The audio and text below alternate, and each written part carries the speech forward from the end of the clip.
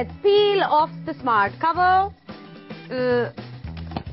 And there you go. This is the all-new iPad, ladies and gentlemen. And as I said earlier, this is the third generation iPad and it's just called the new iPad. But what's in a name? The real question is the new iPad good enough for your tech life?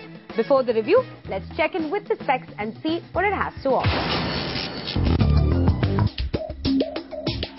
The new iPad is here and it has a 9.7-inch Retina display with 2048 x 1536 resolution at 264 ppi. The new iPad weighs just 652 grams. The processor has also been upgraded to a dual-core A5X and now it has a quad-core GPU backed by 1 GB of RAM. At the back you'll find a 5-megapixel iSight camera and a front-facing VGA camera for FaceTime. The operating system on the new iPad is iOS 5.1. It also has a new voice dictation feature in it and comes in 16 GB, 32 GB and 64 GB storage options. And now also boasts of 4G LTE support.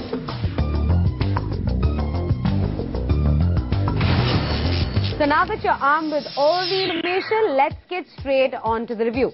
As we said earlier, upgrades include a new screen, new processor, more RAM, quad-core graphics and so on. So let's dissect each one of them, starting with the design. It just looks exactly like the iPad 2. No changes in form factor. I have an iPad 2 right here. Both of them, no changes in form factor at all, except that the new iPad is about 50 grams heavier than the iPad 2. But you will get used to it. Sleek, true Apple signature design, no problems here at all. So on design, we give it 4.5 stars. Half a star is taken off because the weight might just nag some users. But the most noteworthy upgrade is the high-resolution Retina display. When you unbox it, you're going to think, really, is it that different? But then you turn your iPad 2 on, like I've done right here, and you realize it. Look at the new iPad screen and then go back to your iPad 2. Even before checking out the videos or photos, the home screen wallpaper looks so much more solid in terms of colors and pixels. This is the highest resolution on a tablet yet, 2048 by 1536 to be precise. 4 times better than your earlier iPads and 1 million more pixels than your HD TV. And this is the same Retina display as your iPhone 4S. But forget the numbers aside and just stare at it for 2 minutes. It's solid, it's beautiful, and it's literally stunning. Let me play an HD trailer for you and you'll notice skin tones, background colors, and even detailing like the hair color just looks so much better. There you go. This is what an HD trailer looks like. We're playing some shots for you right now. Even the skin tones, the background colors, all look just very solid. When you go back and compare it to the iPad 2, you'll start to see the blurring because this screen just ups the graphics to a whole new level. Also, when you go back to the new, when you see the new iPad and go back to your iPad 2, you're going to realize this is the iPad 2, that even the screen icons will start looking blurry to you when you look at the new iPad, and this will just spoil you. Trust me, you will never want to look at your iPad 2 again. Full support for 1080p video, but since Apple operates on 4:3, there you go. This black band is going to appear when you play your 16:9 videos. Compared to the Samsung OLED displays, you might think that those are brighter, which might make you think that it's clearer. But in the new iPad, everything looks perfect and just the way it should be. So all in all, the new screen is completely drool-worthy, 100% yes. And for that, we give it full 5 stars. And when you're done drooling over the screen, you'll want to know about the hardware changes and how it affects performance. It's got a dual-core A5X processor along with quad-core support for graphics. What does this mean for your day-to-day usage? Not much difference actually. The iPad 2 was snappy and fast enough, and after longer periods of usage, this just feels faster. Apps open faster, multitasking is just that millisecond faster, no lag, it's all good in there. Since it's quad-core now, which means better games. And most of us who have the iPad have the fancy productivity app, yes, 1 or 2 of those, but 80% of the apps are games. Let's take a look at Skyward HD, which I'm going to play right now. Just look at these graphics, smooth, solid and crisp. And actually, I'm just waiting for a couple of racing Retina games and then we can truly test this baby out. Battery life, Apple claims is about 10 hours, but we got about 5 hours on a single charge with Wi-Fi and 3G on at about 70% brightness and still had some charge left. All is good till now. Hardware and performance gets 4.5 stars. There are some reports of the iPad heating up with extensive gaming. When we test that out for ourselves, we'll add that other 0.5 star or not. Now let's get to the camera. The iPad was never known for its camera, but on the new iPad, Apple has taken a considerable step and upped it to 5 megapixels. While we think it's totally dorky and incredibly painful to just hold it up like this and take pictures, but hey, I'm not going to deny, I have done it a couple of times. So if you absolutely must use the camera, the picture quality here is pretty decent. When you take a look at these pictures, you are clearly going to realize that compared to the iPad 2 camera, this is a good upgrade over the camera. But if you're going to compare it to the iPhone 4S, the new iPad loses all megapixels down. But what should have been upgraded is the front camera though. If you're tired of grainy FaceTiming people, then you're going to have to be stuck with it for at least another year. All in all, the camera is good but not great, so it just gets about 3.5 stars. Apple, please, for the love of God, upgrade the front camera. But before we move on, let's recap. Design, 4.5 stars. Screen, 5 stars. Hardware and performance, 4.5 stars. Camera gets 3.5 stars. Whew. Up to speed. Now moving on to apps and the OS. Well, the OS remains the same, 5.1 as on your iPhone. Works fine, no changes there at all. The app ecosystem on Apple is of course massive, and now with Retina display apps will start getting made, so all the earlier apps will start getting an upgrade, which also means app sizes are going to get bigger. Another new feature is the smaller brother of Siri, voice dictation. Voice dictation, when you go into your notes, you're going to see a mic icon on your keyboard which lets you dictate into documents, dictate emails, notes and so on. It's about 80% accurate. I have the same problem with Siri. It doesn't understand our accent well.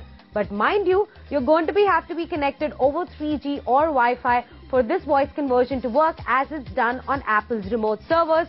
So no voice dictation offline. So use it wisely on your 3G data plan. And it's only for voice conversion. You can't search the net for tips and tricks or plan your meetings like you can with Siri.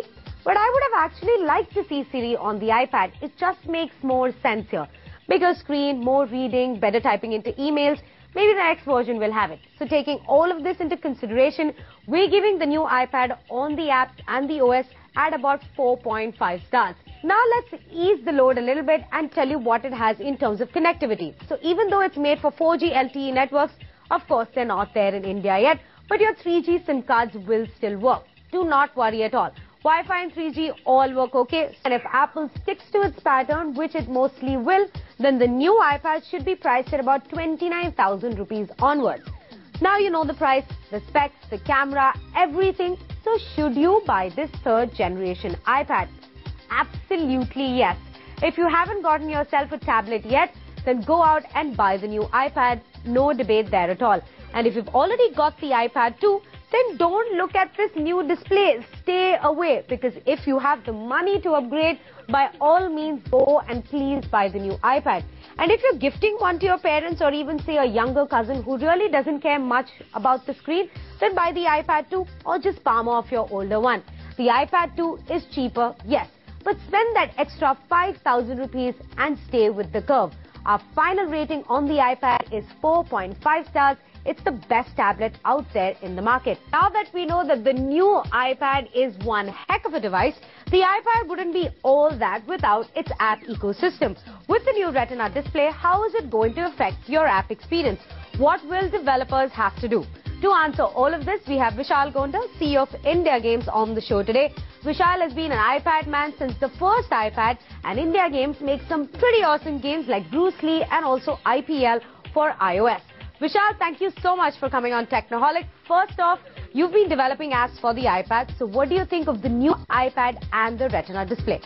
I think clearly this is the best screen available for any tablet device in the world.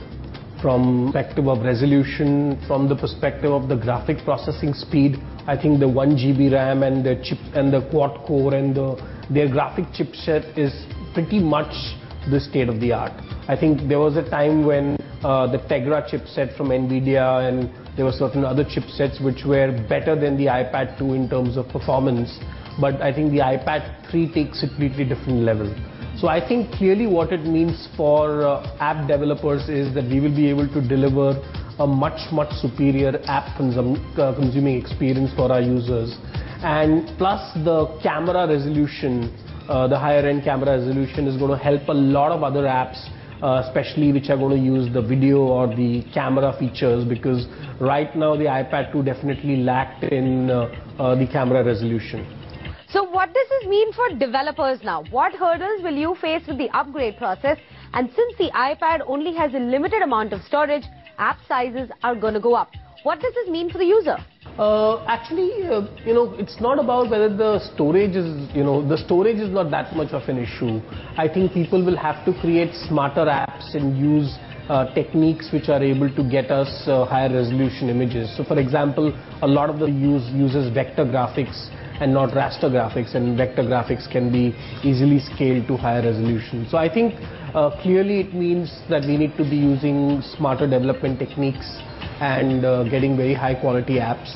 I think the second and the most important thing is that a lot of people who bought the iPad 1 and did not upgrade to the iPad 2 because there was no resolution difference between 1 and 2. But I think 3 is really the generation leap which people saw when they bought the iPhone 3G and the 4, where they first introduced the Retina display.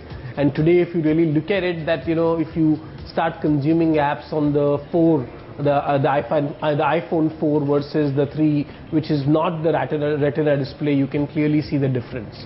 So I think the consumers are going to be spoilt for choices. They'll be seeing some amazing quality apps, and this is going to force developers to only deliver better. Spoiled for choice indeed. Vishal, many users, including me, want to know, with the new display, does it mean that I will have to re-download my apps or just hit the update in the App Store? So, normally what we used to do is we used to create universal apps, which is the same app which could work on different screen sizes. I think there could be a potential problem there. What it used to do was, make the app size much larger, because we had to package assets of the iPhone and the iPad into the same package. And if you are an iPhone owner, you don't want to download a 100 MB file just because there are other elements. So I think clearly, and of course that will also increase the cost. So what I really see is that universal apps will become more and more challenging, and we will have to release HD version separate and iPhone version, and maybe double HD when it comes to the iPad 4. So I think this is going to lead to clearly, in my opinion, different apps for these devices and not the same app. And finally, before we let you go, Vishal, what will be the Android community's next move to counter the new iPad? Just new displays now. See, the problem with Android tablet is the fragmentation. And today you can get a tablet for 2,000 rupees to 20,000 rupees, and there's everything there. And now, even though some Android tablets, I'm sure, are going to come back with features and options better than this, the biggest problem still remains with Android is that they just can't match the apps, the quality of apps which are available on the App Store. So while even though they may match or even better the iPad and the iPhone from a technical specs perspective, I think the Android market still faces with the challenge of quality apps.